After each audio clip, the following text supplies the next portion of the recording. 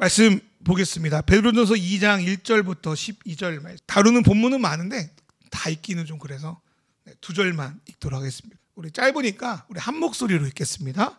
시작. 사랑하는 여러분, 나는 나그네와 거류민 같은 여러분에게 권합니다. 영혼을 거슬려 싸우는 육체적 정욕을 멀리하십시오. 여러분은 이방 사람 가운데서 행실을 바르게 하십시오. 그렇게 해야 그들은 여러분더러 악을 행하는 자라고 욕하다가도 여러분의 바른 행위를 보고 하나님께서 찾아오시는 날에 하나님께 영광을 돌리게 될 것입니다. 아멘. 우리가 그 어느 동아리나 클럽, 교회도 마찬가지지만 그곳을 가입할 때 나름대로 그 조직 안에, 모임 안에 지켜야 될 어떤 수칙, 규칙들이 있음을 보게 됩니다. 공식적 규칙도 있고 또 비공식적인 규칙들도 있습니다. 이것은 율법처럼 새로운 사람을 억누르는 수단으로 좀 오용되기도 하지만 본질적으로 그러한 수칙들은 그 모임이 어떠한 정체성을 가지고 운영되고 있는지 보여주는 어떤 강력한 메시지 중에 하나가 되지 않을까 생각이 들어요. 예를 들어서 1세기 유대인들은 자기의 정체성을 세상과의 분리로 택했습니다. 이방인들과는 함께 있어서도 안 되고 밥을 같이 먹어서도 안 되고 심지어 말까지 거는 것도 꺼려했습니다. 그러다 보니까 이 유대인들은 선교는커녕 점점 폐쇄적이고 개토화되다가 결국 모든 이방인들에게 미움받는 지경까지 이뤘습니다. 지들이 선민이래, 지들만 잘났대, 나한테 잘해준 거 없으면서 그렇게 이제 비아냥거리게 된 거죠. 그런데 오늘날 한국 개신교인들을 향해 가지는 외부의 시선들이 1세기 유대인들을 향한 이방인의 시선과 그렇게 크게 다를 게 없겠다는 생각을 해봤습니다. 자기들만 옳다고 주장하면서 꽤나 이기적이고 편협한 모습들을 많이 보여주기 때문일 겁니다. 지금 한국 사회에서 비치는 개신교인들의 모습이 성경에서 말하는 그리스도인의 모습인가? 전혀 그렇지 않습니다. 사도행전만 봐도 그리스도인들이 주변 사람들에게 호감을 샀고 칭송을 받았다라는 말씀이 기록되어 있습니다. 또한 베드로 사도는 베드로전서에서 우리가 예수를 믿어 하나님의 시민이 되었지만 여전히 이 세상에서는 나그네 이민자의 삶을 살게 되었다는 것을 말씀합니다. 그런데 너희들끼리 그냥 잘 먹고 잘 살아라, 너희들끼리 연합해라가 아니라 이민자로서 세상에서 유리한 삶, 숨어있는 삶을 사는 게 아니라 산돌이신 예수를 닮아서 산돌들이 되어가라, 그렇게 권면합니다. 그래서 너는 특한 족속이요 왕같은 제사장이요 거룩한 나라요, 그래서 빛을 드러내라 라고 말씀합니다.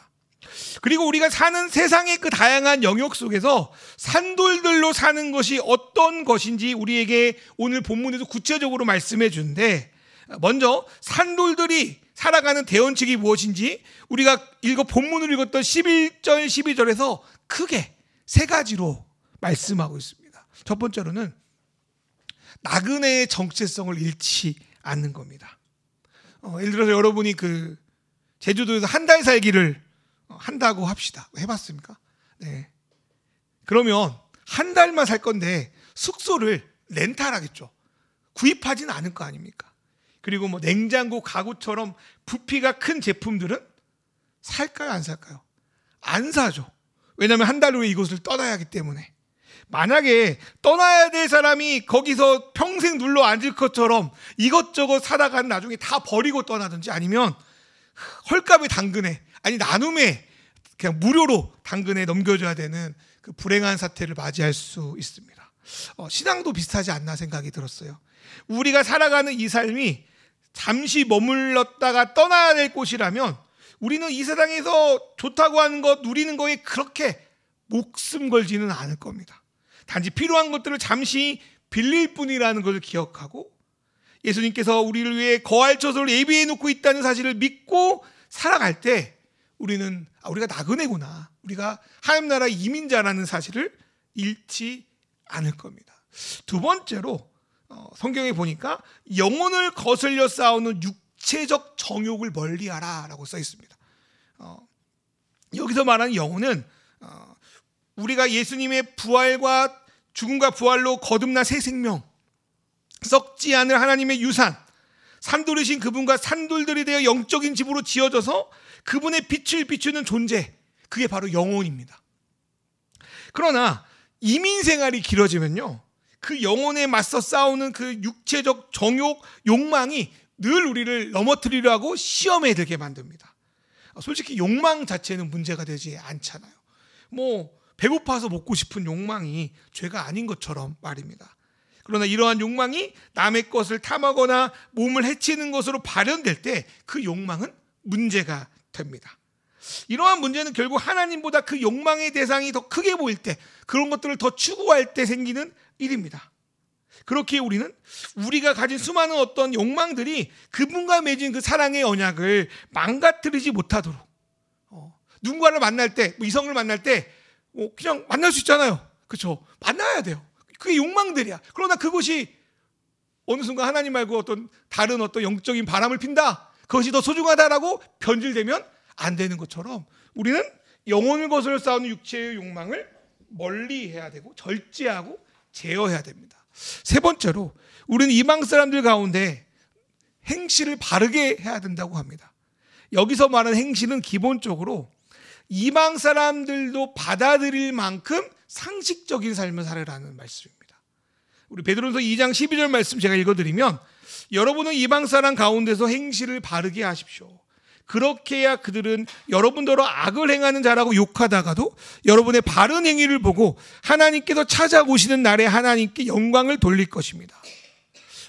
어떤 분들은, 어떤 기독교인들은 종교적 삶에 대해서는 매우 성실한데 자신의 일반적인 삶에서는 그렇지 않을 때가 있습니다. 그러한 사람의 마음의 저변에는 이 세상은 악하고 쓸모없고 필요 없다라는 인식이 잡혀 있습니다. 이러한 생각이 1세기 유대인들의 사고가 비슷합니다.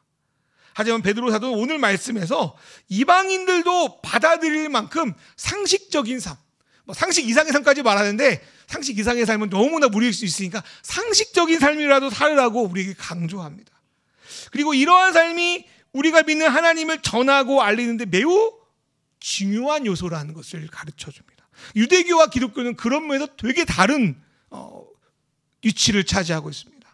그리고 베드로 사도는 이 세 가지 원리에 입각해서 사회생활, 직장생활, 그 가정생활 속에서 어떻게 관계를 맺으며 하나님의 백성이지만 또 이 땅에 훌륭한 시민으로 살아가는 것을 어떻게 살아야 될지를 우리에게 말씀하고 있습니다. 그래서 제가 이번 설교 제목을 그리스도인의 생활 백서라고 지었습니다. 네. 첫 번째로 그리스도인의 사회생활입니다. 베드로전서 2장 13절에서 14절 말씀 우리 세 번역으로 같이 한번 읽어볼까요? 여러분은 시작. 여러분은 인간이 세운 모든 제도에 주님을 위하여 복종하십시오. 주권자인 왕이나 총독들에나 그렇게 하십시오. 총독들은 악을 행하는 사람에게 벌을 주고 선을 행하는 사람에게 상을 주게 하려고 왕이 보내신 이들입니다. 금방 우리가 읽었던 말씀은 베드로전서뿐 아니라 바울 서신에도 비슷한 내용이 많이 기록되어 있습니다. 근데 불행하게도 이런 본문들이 기독교 사회에서 통치자들이 자신의 권력을 정당화하는 수단으로 악용됐던 구절이기도 합니다. 그러나 베드로 사도는 분명히 말합니다. 직책을 가진 사람에게 순종하는 게 아니에요. 그들에게 복종하는 게 아닙니다. 베드로 사도가 복종하라는 건 뭐라고 말합니까? 인간이 세운 모든 제도와 법입니다. 여러분, 정상적인 국가라고 하면 법과 제도가 의해서 그 사회가 다스려집니다. 그래서 아무리 황제라도 그 법의 테두리 안에서 그 통치권을 행합니다. 그리고 그 사회에서 훌륭한 시민은 어떤 개인이나 그 정치가를 맹목적으로 팔로우하고 추종하는 게 아니라 인간이 만든 법과 제도를 지키는 거예요. 그 사회가 공통적으로 합의하고 인정한 제도를 잘 지키는, 살아가는 이들이 훌륭한 시민입니다.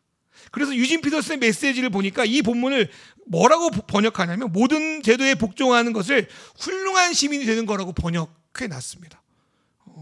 또한 그리스도인들이 제도에 복종하는 이유는 그 제도가 불완전하지만 이 제도를 통해서 하나님의 뜻이 조금이라도 우리가 사는 이 사회에 구현되기 때문입니다.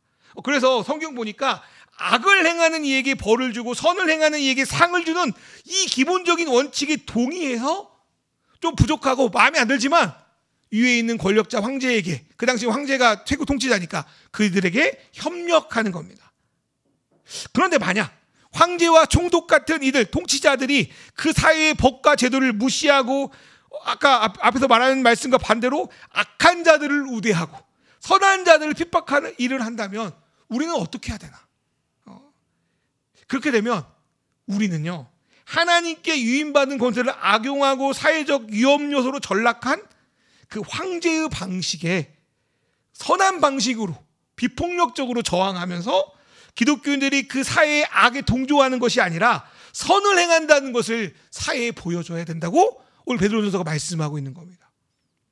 이러한 삶이 그리스도로 자유 얻은 올바른 삶이라는 거예요. 실제 1세기 유대 기독교인들은 훌륭한 시민으로서 로마 사회에서 선을 베풀며 살아갔습니다. 보통의 그 작은 종교들이 막 사회를 정복하려고 사이비들 그러잖아요. 근데 로마의 기독교인들은 그러지 않았어요. 이를 위해서 로마의 법과 질서를 준수했습니다. 그러나 황제가요, 스스로를 자기가 신중의 신이라고 주장하며 자기를 향하여 주인이라고 부르라고 해서 주님, 주인. 그러니까 기독교인들은 로마의 법과 질서 지킬 수 있어. 그러나 내가 황제, 너한테 주인이라고 부를 수 없겠다. 저항하기 시작합니다. 폭력으로 저항하지 않고 절하지 않기 시작합니다. 그래서 많은 기독교인들이 1세기에 많은 목숨을 버렸다고 역사서에 나와 있습니다. 그 당시 기독교인들은 베드로서 2장 16절의 말씀처럼 자신이 하나님께 받은 자유를 악을 행하는 데 쓰지 않았을 뿐더러 이러한 삶의 방식을 통해 15절 말씀처럼 어리석은 자들의 입을 막았습니다. 어리석은 자들, 자기의 기준으로 살아가는 자들, 기독교를 마치 사회를 정복하고 자기의 권력을 쟁취한다고 생각하는 그 어리석은 자들의 입을 막았다라고 말합니다. 그 다음으로 베드로 사도는 자유이지만 하나님의 종된 우리가 그 사회에서 어떤 삶을 살아가는지 총 4가지로 정리하고 있어요. 첫 번째로는 하나님은 우리의 모습이 어떠하든지 우리를 무조건적으로 받아주셨기 때문에 우리는 모든 이들을, 인종, 성별, 종교에 관계없이 모든 이들을 차별하지 않고 존중하라고 말합니다. 존중할 대상이 2개 나오고 사랑할 대상이 2개 나오는데, 두 번째로 우리는 노예가 아닌 자유인으로 그리스도 안에서 믿음의 식구들, 형제들을 사랑하며 사회생활을 하라고 말합니다. 비록 수많은 장애물들이 있지만 하나님이 나뿐 아니라 우리를 믿음 안에서 받아주셨다는 것을 기억하며 사랑하는 거죠. 세 번째로 하나님의 사랑을 받아 성숙한 인격이 될수록 더욱더 하나님을 경외하고 그분의 뜻대로 살려고 애쓰라 합니다. 하나님을 알아갈수록 그분을 경외하게 되죠. 네 번째로 자유로운 우리는 감히 황제와 정부를 존중합니다. 이 말씀이 되게 이상한 말씀입니다. 왜냐하면 그 당시 황제는 신으로 여겨졌어요. 신의 아들, 숭배의 대상으로 여겨졌습니다. 그래서 베드로 사도는 모든 사람을 존중하는 것과 마찬가지로 황제를 그냥 존중해, 그 정도로 이야기하고 있는 거예요. 이 말 속에 숨겨 있는 거예요. 황제가 숭배의 대상이 아니야. 황제는 그냥 존중의 대상이다. 모든 사람과 황제는 존중의 대상이에요. 예수를 믿으나 믿지 않아. 그러나 형제들과 하나님은 사랑의 대상, 경외의 대상, 그렇게 사회생활하라고 우리에게 말씀합니다. 두 번째로 그리스도인의 직장 생활에 대해서 뭐라고 하는지 보겠습니다. 우리가 하나님의 은혜로 자유인이 되었지만 현재 우리의 삶은 여전히 직장이나 조직에, 저번 주 설교처럼 건축가들 아래에 있습니다. 1세기에는 종과 노예였던 이들이 오늘날에는 불행하게도 돈 받는 근로자 직장인으로 있는 게 솔직히 사실입니다. 그런 우리에게 베드로 사도가 뭐라고 말하냐? 첫 번째로 극히 두려운 마음으로 주인에게 복종하라고 말합니다. 극히 두려운 마음, 거부감 들지 않습니까? 극히 두려운 마음으로 막 교장 선생님한테, 사장님한테 이렇게 하라고. 근데 여기서요, 극히 두려움을 가지는 대상은 주인이 아니에요. 하나님입니다. 하나님께 극히 두려운 마음을 가지고 주인에게 복종하라는 거예요. 그 당시 솔직히 생각해 보세요. 대부분의 노예들은 주인을 당연히 무서워했어요. 왜냐하면 주인이 자기의 생사 역탈권을 가지고 있기 때문에 그렇습니다. 그러나 그리스도인이 된 노예들은 이제 주인을 두려워하는 것이 아니라 하나님을 두려워하는 마음으로 주인을 섬기는 거예요. 완전히 달라진 거예요. 주인이 달라진 거예요. 그러면 하나님을 두려워하는 마음으로 일한다는 것은 어떤 것인가? 제가 베드로전서 2장 18절 말씀을 제가 톰 나이트라는 신학자가 번역한 걸 읽어드릴게요. 종들은 주인을 온전히 존중하며 순종하되 친절한 주인에게만 아니라 모진 주인에게도 그리하십시오. 이것은 뭐냐면 주인을 온전히 존중해라. 그리고 종으로서 해야 될, 직원으로서 해야 될 일을 성실해라. 이것은 앞에서 황제를 존중하는 것과 맥락이 똑같습니다. 주인을 사람으로서 존중해. 내 일의 상사로서 존중해. 그 주인이 나에게 좀 잘하든지 못하든지 그거 따지지 않고 네가 맡은 일을 최선을 다해 해내. 그게 네가 할 일이야. 저는 이 종에 대한 말씀을 보면서 창세기 요셉이 떠올랐습니다. 요셉이 그렇게 살았죠. 두 번째로 이런 말씀이 있어요. 이것도 좀 억울한 말인데, 억울하게 고난을 당하더라도 하나님을 생각하며 괴로움을 참으래요. 이 말씀을 어떻게 해석해야 되냐. 많은 분들이 주인이 예를 들어서 너에게 폭력을 가해도, 이상한 짓을 해도, 돈을 떼어먹어도 뭐 무조건 그냥 웃으며 받아들여라, 이렇게 해석하는 건 절대로 안 해요. 이거 생각해 보세요. 만약 종이 주인이 시키는 데 있어서 선악을 분별하지 않고 무조건적으로 예 하면 종이 주인에게 혼날까요? 안 혼나요. 안 혼나죠. 근데 여기서 주인에게 고난을 당한다는 것은 주인의 부당하고 악한 요구를 거부했을 때 생기는 거예요. 그게 종교적인 것뿐 아니라 하나님 기독교 윤리에 맞지 않을 때 그렇습니다. 제가 말하는 내용을 좀 더 부각하는 해석을 제가 또 톱라이트 버전을 읽어볼게요. 베드로전서 2장 19절. 알다시피 여러분이 경건한 양심 때문에 부당하고 힘겨운 고난을 참아낸다면 이는 여러분이 칭찬할 만입니다. 여러분, 노예가 무슨 경건한 양심이 어디 있어요? 노예는 그냥 생각을 하면 안 돼. 선악을 분별하면 안 돼. 그냥 주인이 시키는 대로 똥도 치우고 나쁜 짓도 하고 주인의 노예로 살아야 돼요. 근데 그리스도인이 된 노예들, 종은, 직장인들은 겉으로는 주인을 섬기고 있는 것 같지만 하나님을 섬기는 거예요. 경건한 양심에 따라서 부당하고 힘겨운 것들, 잘못된 것들에 대해서 노예가 감히 자유인처럼 노하는 거예요. 그럴 때 찾아오는 게 뭐냐면 억울하게 고난을 당하는 거예요. 주인이 자기를 해야 할 뿐 아니라 타인을 행하는 악한 일을 하는 데는 거부하는 거예요. 거기에 따른 주인이 나에게 주는 그 여러 가지 일들은 감내하라고 베드로 사도가 말하고 있는 거예요. 마지막 세 번째로 우리를 구원하기 위해 종이 되신 예수를 깊이 생각하면서 일하라고 합니다. 전 요셉을 생각했지만 베드로는 예수님을 생각했던 것 같아요. 내가 직장 생활하는 고난의 여러 가지 일 가운데서 주님이 어떻게 이 땅에서 종으로 살았는지를 생각하라. 베드로 사도는 이 부분을 2장 21절부터 25절까지 아주 길게 하려고 있습니다. 이걸 다 해석하면 길어지니까 스킵할 거예요. 간단히 말하면 내가 직장에서 십자가를 지고 있는 거구나. 그 속에도 주님을 바라보며 양심을 지키고 살아가는 게 그리스도인이구나. 내가 주님이 없다면 그냥 묻어갈 걸. 그러지도 못하고 손해를 보고 살아가는구나. 이게 저와 여러분이 일터에서 지고 가는 어쩌면 십자가일 수 있습니다. 제가 저희 둘째 조카 양육 시작했는데 그런 말 하더라고요. 교회를 가긴 가는데 힘든 게 있대. 억울한 게 있대. 뭐냐 그랬더니 친구들이 주일날 오전에 축구하는데 자기는 거길 못 나가가지고 억울해 죽겠대. 그래, 그럴만하다. 근데 야, 그럼에도 불구하고 교회를 나갈 이유를 찾아야 하지 않겠냐? 나랑 이번에 의미를 찾아보자 그랬거든요. 내가 십자가를 지고 있구나. 직장도 그러지 않습니까? 이 십자가가 앞에서 11절 12절에 말씀드린 육체의 정욕을 멀리하는 것과 이방 사람들에게 행실을 바르게 하는 것과 연결되어 있습니다. 사랑하는 우리 교회 가족 여러분, 여러분의 일터 속에서 여러분이 누구인지를 분명히 하신 다음 회사 사람들을 존중하십시오. 존중해요. 충패하지 말고 존중하십시오. 그리고 최선을 다하십시오. 그러나 회사에서 요구하는 부당한 요구에 대해서는 감히 쉽지 않지만 협력을 거부하고, 우리가 비록 여기서 일하지만 당신들의 종이 아니라는 것을 드러내십시오. 그리고 일상에서 벌어진 여러 가지 유혹, 어려움 속에서 우리를 위해서 고난의 십자가를 주신 그 예수를 늘 깊이 생각하며, 기도라고 할 수 있겠죠. 우리가 시험 죄에 들지 말게 하옵시고 악에서 구하달라고 기도하며 예수님께 힘을 공급받으시길 바랍니다.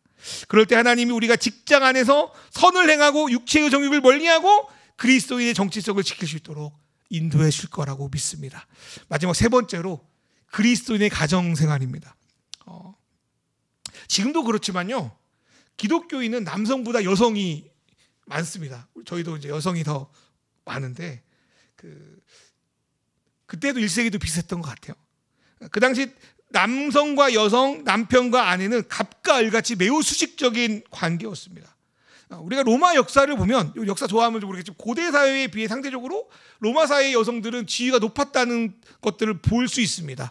저도 로마 덕후여가지고 뭐 시온이 나나미의 로마 이야기 다 있고 그랬는데, 그런데 이러한 부분 일부 귀족층에 국한된 거고 대부분의 로마 시민의 가정들을 보면 여성의 지위는 매우 낮았습니다. 예를 들어서 남편은 아내를 때릴 권리가 있었습니다. 지도하는 거죠. 때릴 권리가 있었고, 다른 여자와 바람피는 것도 남편은 허용됐습니다. 짜증나죠. 그 다음에 가장 충격적인 것은 남편은 자기 자녀를 마음대로 버릴 수 있었습니다. 특히 로마 시대는 둘째 딸을 많이 버렸대요. 상대적으로 여자들이 남마들에 비해서 많이 버려졌어요.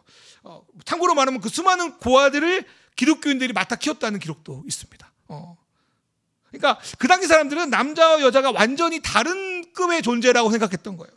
특히 여러분 그 아리스토텔레스 알죠? 유명한 철학자, 천재 철학자라고 하는 이 사람이요, 열받게도 여성을 이류 인간으로 취급했답니다. 그런 의식이 전반적으로 로마 사회에 깔려 있었다는 거예요. 솔직히 우리나라 사회도 우리 권사님 시대만 해도 남편이 그 아내를 때리거나 그런 것들은 비일비재했었거든요. 얼마 되지 않았어요. 여건이 그래도 신장된 지가. 그 가운데서 여성이 얼마나 가정생활이 쉽지 않았을 거라는 생각이 듭니다. 그런데 그 속에서 베드로 사도는 열받게도 여자 성도들에게 남편에게 순종하라고 권면합니다. 제가 읽어드릴게요. 베드로서 3장 1절 말씀. 아내가 된 이 여러분, 이와 같이 여러분은 자기 남편에게 순복하십시오. 그리하면 비록 말씀에 복종하지 않은 남편일지라도 말을 하지 않고도 아내 여러분의 행실로 말미암아 구원을 얻게 될 것입니다. 여기서 순종은 아내로서 남편에 대한 의무를 다해라, 그리고 남편의 필요를 채우라는 권면인데, 저는 베드로가 종이 주인 밑에 있으면서 그리스도의 고난을 생각하는 것처럼 그 당시 아내도 남편의 밑에서 어쩌면은 고난에 처해 있지만 그리스도의 고난을 생각하라는 글을 쓴 거죠. 근데 이 글을 쉽게 쓰지는 못했을 것 같아요.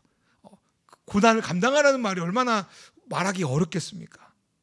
그 당시 여성들은 남편과 달리 사회적 보호도 제대로 받지 못하는 상태였는데, 이혼도 제대로 못하고, 여러분 이혼하라고 할 때 남편은, 그 당시 남편은 쉬운 거예요. 왜냐하면 자기 먹고 사는 게 있으니까. 여성은 이혼하면 살아갈 게 막막한 거죠. 어째 그런 사회 가운데 남편에게 순종하라고 하는 거예요. 그런데 이렇게 십자가 밑에서 남편에게 순종하며 살았던 여자들이, 물론 그 똑같아요. 부당한 것들에 대해서는 거부했어요. 여자들도. 부당한 것까지 하라는 건 아니거든요. 그 여자들이 베드로의 말씀처럼 그 남편들을 그리스도께 인도합니다. 그리고 그 남편들이 변해서 로마를 변화시킵니다. 이건 종과 주인도 마찬가지죠. 보통 주인이 종을 바꾸는 세상인데 종이 주인을 바꾸고요, 주인들이 결국 로마를 바꾸는 일이 일어납니다. 그래서 우리의 이 작은 삶을 하나님이 얼마나 가치 있게 사용하실지를 저는 이번 말씀을 통해서 한번 생각해 봤습니다. 또한 여기서 순종하라는 말을 제가 공부해 보니까요, 이게 포함되어 있대요. 주석에 써 있더라고요. 남편의 종교적 성향을 존중하는 것까지 포함된대요. 이런 거 안 배웠죠. 저도 이번에 봤는데, 그러니까 순종하라는 거는 내가 그리스도인이 되었지만 남편을 억지로 기독교로 개종하지 말라는 말입니다. 이 남존요비의 사회에서 남편과 종교도 다른 그 어려운 상황에서 하나님은 여성이 어떻게 살길 바랬나? 순종하는 것과 더불어서 내면의 아름다움을 개발하라고 합니다. 성숙해라고 합니다. 그 당시 많은 여성들은 뭐 지금도 뭐 그럴 수도 있겠지만 외모를 치장하는 데 집중했던 것 같아요. 그래서 베드로서 3장 3절 4절 보니까 이렇게 써 있습니다. 여러분은 머리를 꾸미며 금붙이를 달거나 옷을 차려 입거나 하여 거치장을 하지 말고 썩지 않은 온유하고 정숙한 마음으로 속사람을 단장하도록 하십시오. 그것이 하나님께 보시기에 값진 것입니다. 그 당시 여성들은 남성에게 정말 미안해요. 뭔가 이렇게 잘 보이려고 겉을 치장했대요. 베드로 사도는 야, 겉을 치장한다고 남편을 바꿀 수 없어 라고 말하는 거예요. 뭘 바꾸라고 하면 네 자신을 그리스도 안에서 변화시키라. 이게 정말 중요하다. 성숙해라. 이렇게 말하는 거예요. 솔직히 에레미야서도 말하지만 만물보다 거짓되고 썩은 것이 사람의 마음이다라고 하요. 마음을 변화시키기 상당히 좀 어려운 것 같이 보입니다. 그러나 이 베드로 사도가요, 믿는 사람 안에 역사하는 성령의 능력을 믿고 있습니다. 금방 티가 나는 건 아니겠지만 우리가 늘상 성령 앞에 내 그 수패한 마음을 노출시키며 그분의 도움을 구하며 믿음의 공동체가 서로 이를 위해 돕고 나아갈 때 우리는 성숙한 사람이 되어갈 뿐 아니라 우리 주변 사람을 구원으로 인도할 만큼 매력적으로 성숙하게 우리의 내면의 아름다움이 자라날 수 있습니다. 믿음으로 그렇게 됐으면 좋겠습니다. 마지막으로 그럼 남편은 어떤가? 열받는 게 뭐냐면, 제가 열받는 거 여러분 열받을 수 있는데 아내 분량은 많은데 남편 분량은 딱 한 절입니다. 네, 이거 읽어볼까요? 남편이라고 하면 여자 남자로 보는 게 더 좋을 것 같은데 같이 읽어볼게요. 베드로전서 3장 7절 말씀 시작. 남편들아 이와 같이 지식을 따라 너희 아내와 동거하고 그를 더 연약한 그릇이요 또 생명의 은혜를 함께 이어갈 자로 알아 귀히 여기라. 이는 너희 기도가 막히지 아니하게 하려 함이라.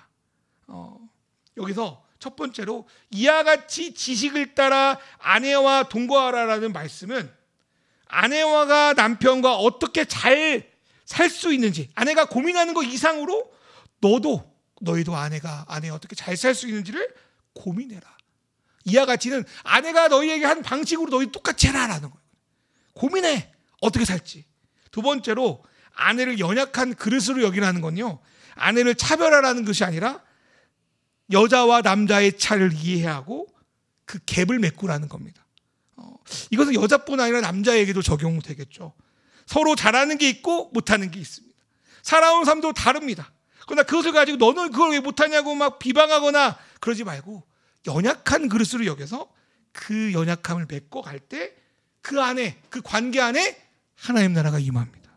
세 번째로 베드로 사도는 아내를 우리 남자와 함께 하나님 나라를 상속할 공동 상속자로 귀히 여기라 말씀합니다. 그 당시에 남자만 부모의 재산을 상속받는 사회에서 너희 아내도 여자도 너희와 똑같이 하나님 나라를 상속받을 존재라고 여기라는 것은 지금은 당연한 것처럼 느껴지지만 그 당시에 놀라운 존중이자 사랑이자 은혜와 평등입니다.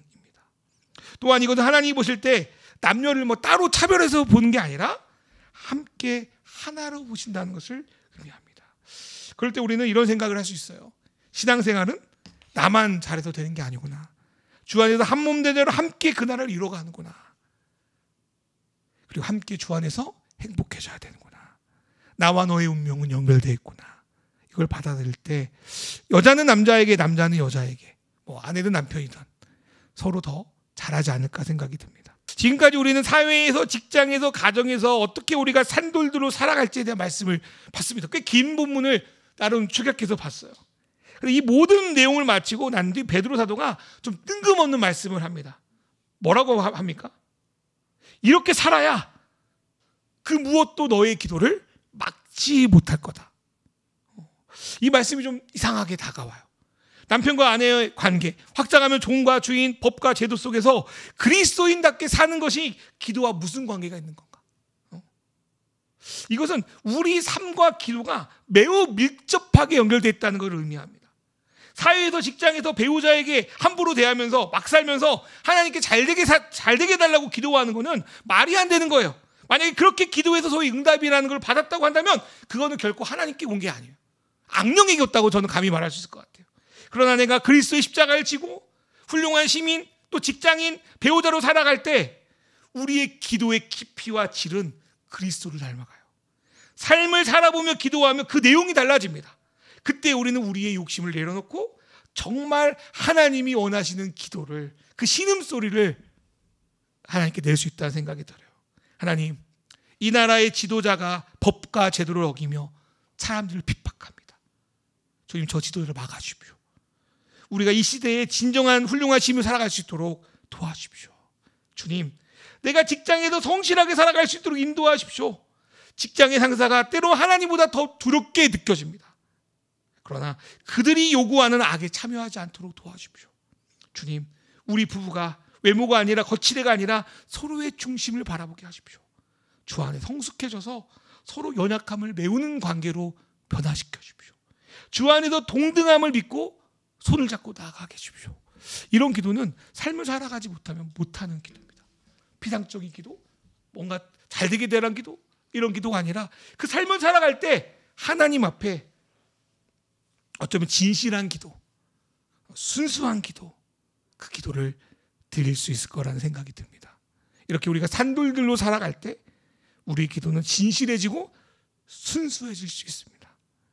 그렇게 오늘 우리 삶과 마음을 담아 좀 기도하며 우리의 삶을, 우리의 사회생활, 우리의 직장생활, 우리의 가정생활, 그때 겪었던 수많은 이것들을 뭐 정죄하고 뭐 잘됐다 이런 게 아니라 주님께 그 마음을 담아 기도할 때 하나님께서 우리의 기도를 받아주시기를, 그리고 구체적 삶 속에서 계속 일하시기를 믿고 기도할 때 하나님과 우리 사이의 기도가 맡기지 않고 성령께서 우리의 삶을 점점 변화시킬 줄 믿습니다.